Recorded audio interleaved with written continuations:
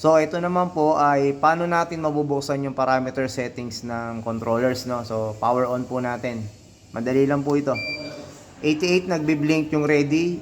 Pindutin po yung mode. Ito po yung nasa kanan. Ayan po. Kailangan po may panundot tayo. Okay, mode. Ang mode po niya is sa una, wash time. Wash time, wash time. Yan. Okay, 60. So, yung susunod po na bilog, kung gusto po natin itaas, yan po yung increase, yung nasa gitnang bilog.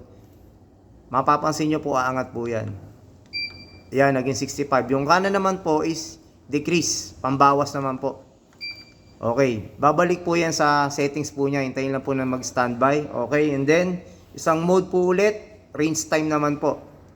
So, ayan na po, range time. Yan po yung pangalawa. Yung pangatlo is booster temp, mode lang po yan, yung kanan, ay yung kaliwa. Ayan.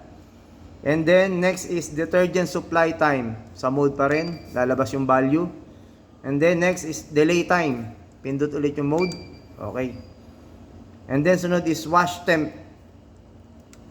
Wash tank temp. Ayan, naka 99 po siya. And then, yung susunod po na mode is initial detergent supply. Okay. Yung susunod po niyan is power off na po siya. So, kapag lumabas na po yung P04, at gusto na po nating iset. So, pindutin po ulit natin yung mode.